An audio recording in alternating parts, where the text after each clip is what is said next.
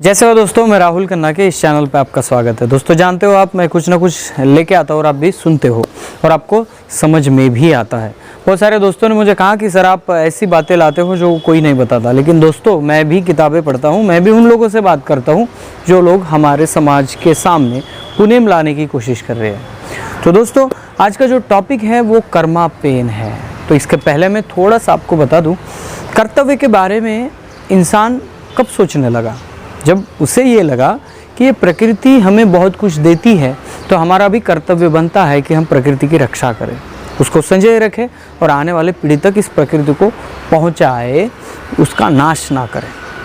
आदमी को जब ये लगा कि ये मेरा कर्तव्य है, तब वो प्रकृति के सेवा में शुरू हो गया और उसकी आने वाली पीढ़ी भी प्रकृति के सेवा में शुरू हो गई और सेवा करने लगी। तो दोस्तों बहुत कुछ बताया जाता है, आज भी यहाँ पे बताया जाता है कि गीता में से हमें कर्तव्य का पाठ मिला है। कितना पुराना आप कह सकते हो इस बात को? 5000। दोस्तों यहाँ के कोया कल्चर वाले लोग जो इंडिजिनस पीपल है वो पुराण पाषाण युग के हैं। इसका मतलब ये है कि दोस्तों ये पुराण पाषाण युग यानी आज से बहुत साल पहले, 5000 6000 नहीं तो इससे भी बहुत साल पहले यहाँ पे इंडिजिनस पीपल आए और उन्होंने शुरू की एक कर्मा पूजा, जिसे कर्मा पेन, कर्म देव, कर्मादेव, कर्मसेन ऐसे अनेक नामों से जाना जाता है। आपको पता होगा कर्मा नृत्य, कर्मा गीत भी होते हैं। और ये पूजा क्या है और इस पूजा में ऐसा क्या महत्व होता है, इसके बारे में हम जानेंगे।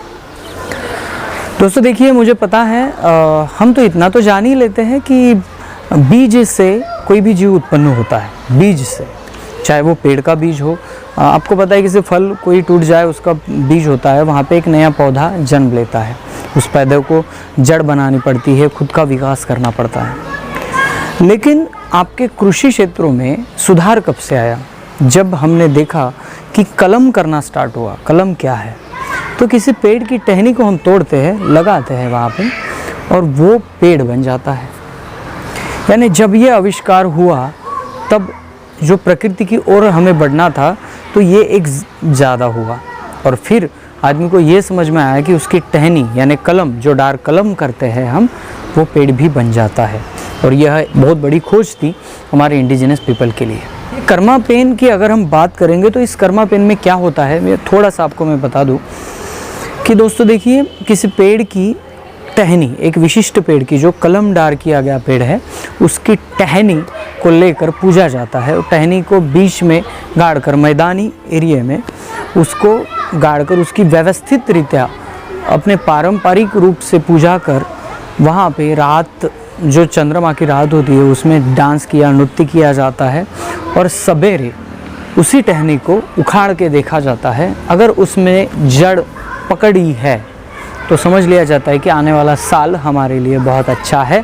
अगर उसने जड़ नहीं पकड़ी है तो एक अंदाज़ा लगाया जाता है कि यहाँ पे थोड़ा सा अकाल दुष्काल जो होता है, पानी की कमतरता या और कुछ, वो हमें दिखाई देगा। तो ये जो प्रकृति का संदेश है, मैंने बाकी वीडियो में बताया कि प्रकृति आपको मैसेज देती रहती है, संकेत देती रहती है, सिर्फ हमें पढ़ना है। और यही शुरुआत हमें यहाँ से दिखती है। अभी आप कर्मा नृत्य, कर्मा पूजा की अगर इतिहास की बात करेंगे तो यहाँ पे कोई धर्म बनने से पहले से यहाँ पे कर्मा नृत्य, कर्मा पूजा, कर्म देव जो कहा जाता है, इसको भी सामने रखकर पूजा जाता था। तब किसी भी धर्म का उदय नहीं था, तो इसका मतलब ये है भी कोई भी धर्म ग्रंथ वहाँ पे नहीं लिखा गया था। कर्म देव का एक दूसरा अर्थ ये भी होता है, वो शंभू बाबा को पूछते हैं और शंभू बाबा को इसलिए पूछते हैं कि वो कर्म है, जिन्होंने कर्म किए, कर्म से वो बड़े बने। कर्तव्य और कर्म क्या है कि जनहित करना, प्रकृति का हित सोचना और उसके दायरे में एक कदम आगे उठाना, जो हमारा दायित्व है, उसकी पूजा होती है। उससे हमें ये संकेत मिलता है और सारी जो जनजाति है उनको ये संकेत मिलता है कि आपका जो कर्तव्य है वो आप करते रहिए, उसको याद करना है। और दोस्तों ये जो सेवा पद्धति है, मैंने आपको हर वीडियो में यही कहा है कि हमारे जो रहस्य है, हमारे पुरखाओं ने ग्रंथ लिख के नहीं रखे, क्योंकि आपने देखा है पिछले इतिहास के पन्ने पलट के देखिए आप, बहुत सारे ग्रंथ जला दिए गए। महाराष्ट्र के तुकाराम महाराज का ग्रंथ भी पानी में डुबो दिया गया। ये क्यों हुआ कि जब बाकी लोगों को लगा कि ये हम पर हावी हो रहे हैं, कुछ लिख रहे हैं, कुछ इन्वेंट कर रहे हैं, कुछ नया फिलॉसफी समाज को देने की कोशिश कर रहे हैं जिसमें समानतावाद है, फिर धर्म ग्रंथ जो लिखे गए ग्रंथ है उसको जलाने की कोशिश बारों बार हर जगह हर इतिहास में दिखती है।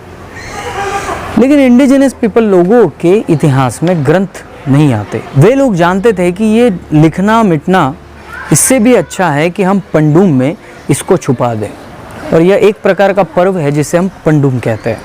पंडुम में आपको उसकी पूजा पद्धति ये क्यों होता है ये आपको सर्च करना है, रहस्य वहीं पे मिलेगा। गीत होते हैं, पाटाएं होते हैं, वहाँ पे भी अर्थ छुपा होता है, उनके नृत्य में भी अर्थ छुपा होता है, हमें सिर्फ समझना है।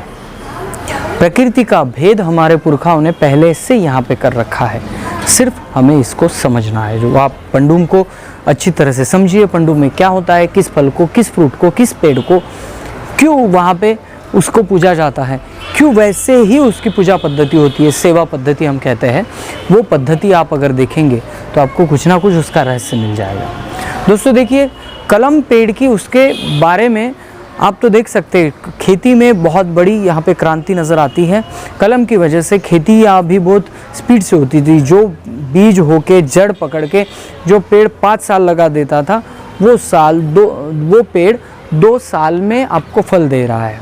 प्रकृति को बचाने की एक नई कोशिश हमें यहाँ पे नज़र आई और यही खोज इंसान को और प्रकृति के नज़दीक ले आई है।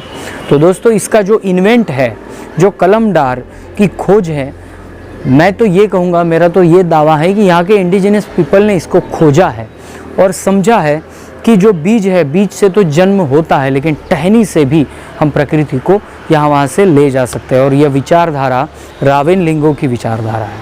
जी हाँ दोस्तों, रावेन लिंगो के बारे में अगर हम जानकारी इकट्ठा करने लगे तो हमें ये नज़र आता है कि वहाँ पे 2 इंसानों का युद्ध नहीं हुआ था, 2 विचारधाराओं का युद्ध हुआ था। 2 विचारधारा आपस में टकराई थी और जब जब विचारधारा आपस में टकराती है तब नया एक युद्ध, नया संघर्ष हमें नज़र आता है। रावेन लिंगो जब इस सृष्टि के हर प्राणी, कीड़े मकोड़े, वनस्पति से लेकर हर जीवों की उन्हें चिंता थी या उनका अभ्यास था, प्रकृति के दिशा में उनका लगाव था। और ये कहा जाता है कि रावेन लिंगो से यह जो कलमदार की जो कोशिश है वो हमें यहाँ पे दिखती है। तो दोस्तों, ये जो महत्वपूर्ण खोज है वो कहीं ना कहीं यहाँ के आदिम समुदाय से आई है, लेकिन ना ही यहाँ का समाज उन्हें क्रेडिट देना चाहता है और ना ही यहाँ का समाज इस बात की दखल देना चाहता है। और ये बहुत बड़ी शोकांतिका है। दोस्तों, हर ट्राइबल लोगों के कल्चर में आपको साइंस मिलेगा, खोजने की ज़रूरत है, ज़रूर मिल जाएगा। दोस्तों, एक आर्टिकल आया था, केपी प्रधान जी ने यहाँ पे करम देव के ऊपर लिखा था। उस आर्टिकल को पढ़कर मैं इस वीडियो का सब्जेक्ट आपके सामने दे रहा हूँ। केपी प्रधान जी, चंद्रलेखा कंगाली, प्रकाश सलामे सर, नारायण मरकाम जी और अन्य कई जो लोग हैं जो पुनेम को सामने लाना चाहते हैं, इन लोगों के साथ मेरा कांटेक्ट बना रहता है और इसलिए वो जो लोग बताते हैं, जो विश्लेषण करते हैं, उसको स्क्रीन पर लाना मैं अपना कर्तव्य समझता हूँ। तो इसलिए दोस्तों, अगर ये कर्मा देव, कर्मा नृत्य, कर्मा गान, हो सकता है आपके एरिया में इसका थोड़ा सा नाम अलग हो, मैंने जो पद्धति बताई वो थोड़ी सी अलग भी हो, लेकिन इससे यही मैसेज आता है कि प्रकृति को, संकेत को हमें समझना है। और जो ये सिस्टम जो चल रही है पुराण पाषाण काल से, ये सिस्टम किसी धर्म के लिए नहीं बनी है, किसी धर्म के ग्रंथों में लिखा गया, इसलिए वो धर्म को सामने लाके, उस ग्रंथ को सामने लाके आप इंडिजिनस लोगों के कल्चर पे पर्दा नहीं डाल सकते। तो दोस्तों, आपके एरिया में ऐसा अगर पर्व होता है जहाँ पे किसी कलम किए हुए पेड़ की टहनी लाकर उसको पूजा जाता है, तो उस त्यौहार को क्या कहते हैं और उस त्यौहार का मैसेज भी क्या मिलता है, उसमें क्या क्या नई पद्धति होती है, आपको कमेंट में बताना है। अगर आपके एरिया में यह त्यौहार होता है, और मैं 100% कह दूं कि यह त्यौहार बिल्कुल होता है, सिर्फ इसका नाम, कंसेप्ट थोड़ा सा अलग होगा, मैसेज, विचारधारा एक ही है। आपको दोस्तों कमेंट में बताना है, क्योंकि इसके बारे में थोड़ा सा और नॉलेज मेरा बढ़ जाएगा। आप अपने एरिया में रहते हो, परंपरा करते हो, तो उस परंपरा में उसे क्या कहा जाता है, क्यों किया जाता है, किस तिथि पर किया जाता है। दोस्तों, करमदेव यह जो पर्व है शरद पूर्णिमा से ज्येष्ठ पूर्णिमा तक यह चलता है और बहुत सारे इंडिजिनस पीपल इसको करते हैं। सिर्फ आपको यह बताना है कि यह क्यों, कैसे किया जाता है। तो दोस्तों कमेंट में प्लीज़ बताइए, और जो आरएसएस का जो आईटी सेल वाला बंदा है वो भी कमेंट यहाँ पे करेगा, उसके कमेंट को नज़रअंदाज करिए, क्योंकि उसको इसका पेमेंट मिल रहा है, वो हमारी चैनलों में नीचे रायता फैलाते हैं। तो इस वीडियो के लिए केपी प्रधान जी का बहुत बहुत धन्यवाद। उन्होंने आर्टिकल भेजा यहाँ पे, और जो सही विचारधारा है वो सही विचारधारा मैं आप तक पहुँचा पाया हूँ। तो वीडियो अगर पसंद आता है तो लाइक शेयर कमेंट करें। मिलते हैं अगले वीडियो अगले टॉपिक के साथ, तब तक के लिए जय सेवा, जय जोहार, जय आदिवासी, जय गुणवाना, जय भीम।